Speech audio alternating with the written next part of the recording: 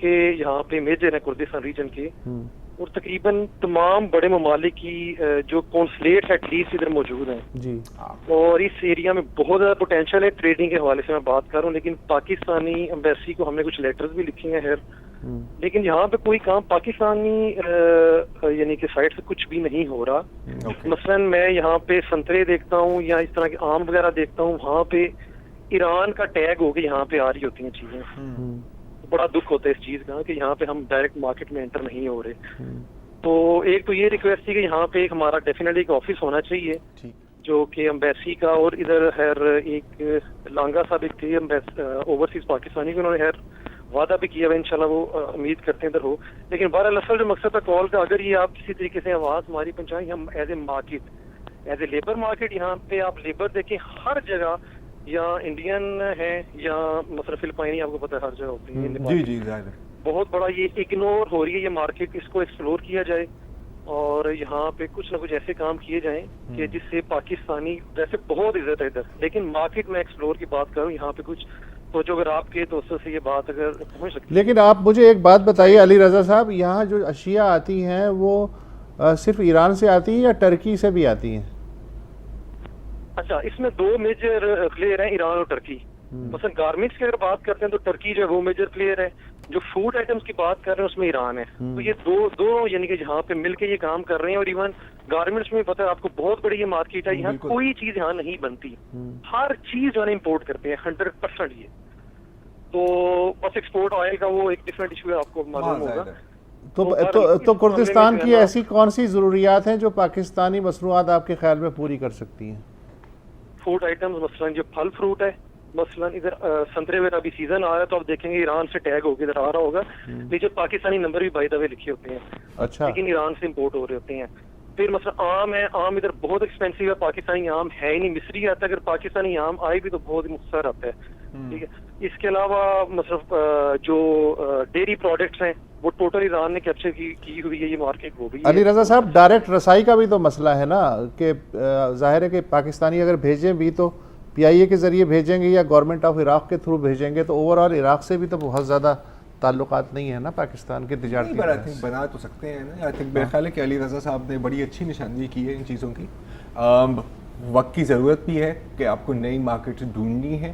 Unfortunately ہم نے دیکھا ہے کہ بہت چھوٹے چھوٹے ممالک کی بھی جو فورن آفس ہوتا ہے یا ان کے جو سفیر ہوتے ہیں وہ لٹرلی مارکیٹنگ مینیجر ہوتے ہیں. ویسے مجھے حیرت یہ ہے کہ عراقی کردستان جو ہے برسوں سے ایک خود مختار ریجن ہے، ٹھیک ہے، ویسے ہے تو عراق کا حصہ لیکن ایک خود مختار ریجن ہے، تو وہاں کم از کم پاکستانی کونسلیٹ تو ہونا ہی. وہی میں بات کر رہا ہوں نا. دیکھیں ہم کبھی، لیکن ہو سکتا ہے کہ ترکی جو ہے زیادہ سینسیٹیو ہے اس معاملے میں، اور ایران بھی چونکہ ڈائریکٹ ان کا کردوں سے مسئلہ ہے.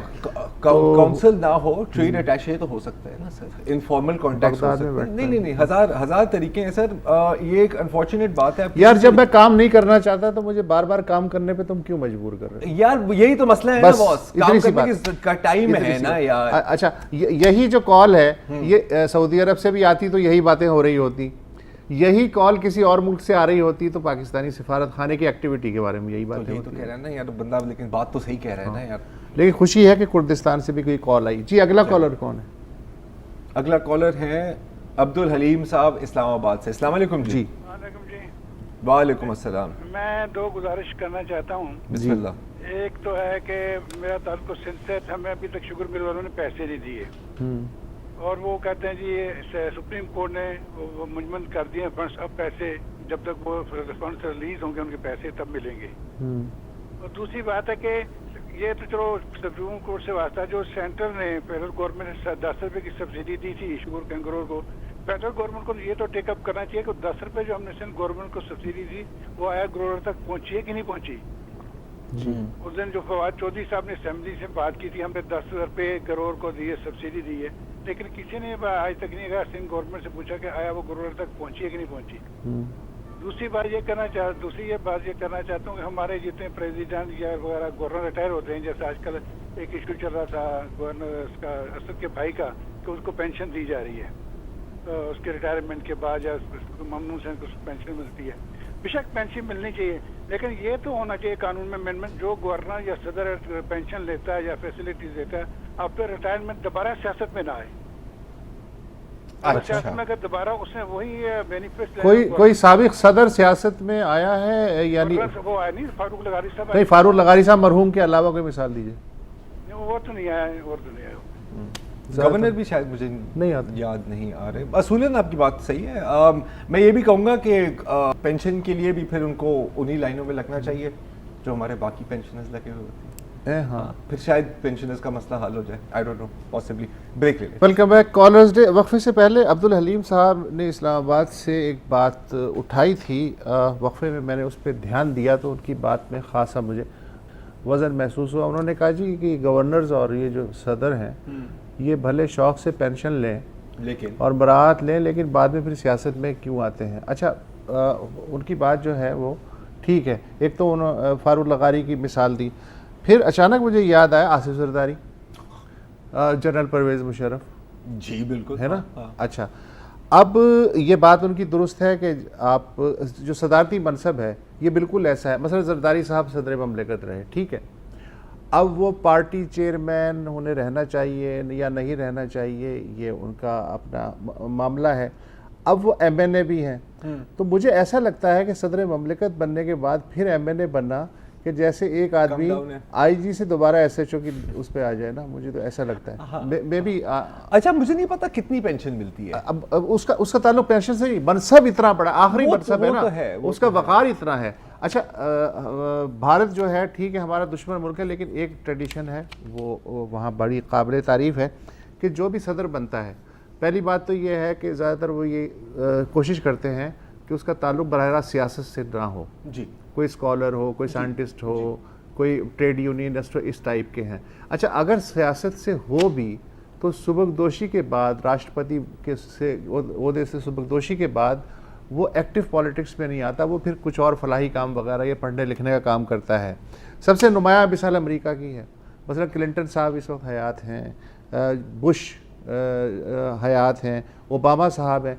कभी किसी ने कोई ख़बर सुनी कि उन्होंने किसी पॉलिटिकल गैदरिंग से खिताब किया और उन्होंने कहा हो कि मैं ट्रंप की ऐसी तैसी कर दूंगा, नायब नाज़िम की इलेक्शन लड़ा? हाँ। तो मेरा ख्याल है कि ये बात उस लिहाज से अब्दुल हलीम साहब की बात में खासा वज़न है कि जब आपने एक शायान शान, एक बेहतरीन जो हाईएस्ट ओहदा है उस पर आप रह गए हैं, तो फिर आप ये छोटी छोटी बातें लगती हैं। Thank you so much for that. Mohammad Wasim साहब हैं, कहाँ से? कराची से। जी जी, अस्सलाम वालेकुम। वालेकुम सलाम। आप तीनों को मेरा बहुत बहुत सलाम।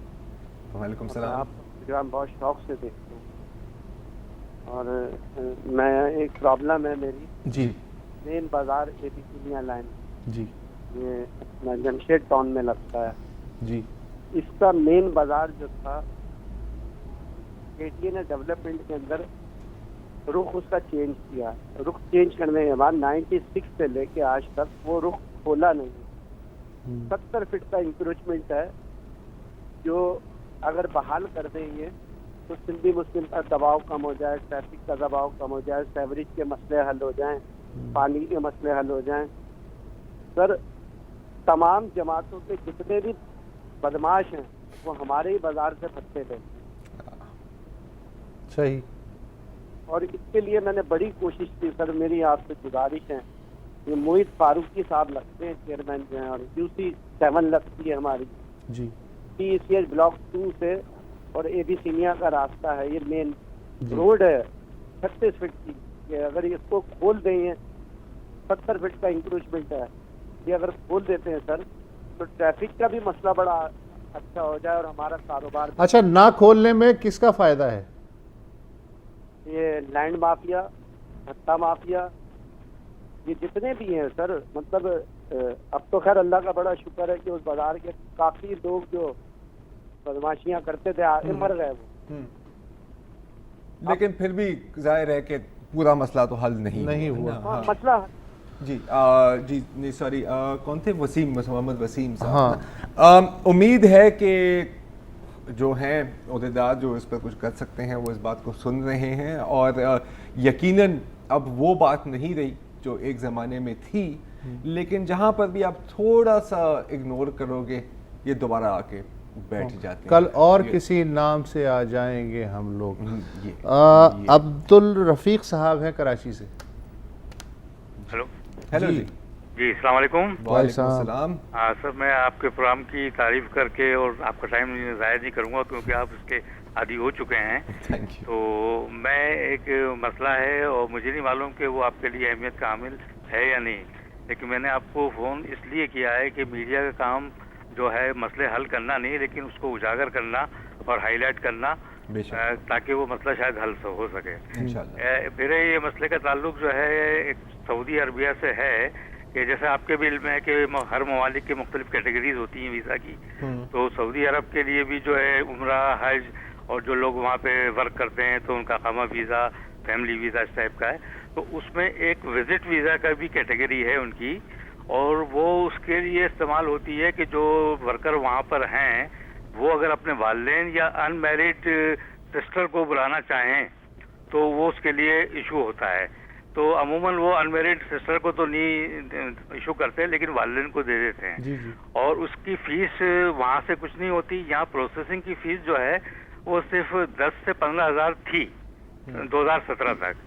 ابھی جو حالیہ وہاں تبدیلیاں آئی ہیں کیونکہ ان کا تیل تو نکل چکا ہے، اب وہ وہاں کے ورکر کا تیل نکال رہے ہیں. تو وہ جو کچھ بھی انہوں نے وہاں ٹیکسیشن اور فیملی کے اوپر جو لگائے ہیں وہ تو اوورال ہیں، وہ سب کے لیے ہیں، اس لیے ہم اس پہ کچھ بھی نہیں کر سکتے. لیکن اس میں صرف میں آپ کو یہ پوائنٹ آؤٹ کروں گا کہ وزٹ ویزا کی جو فیس ہے پروسیسنگ وہ اب تقریباً 85,000 روپے ہو گئی ہے یہاں پر.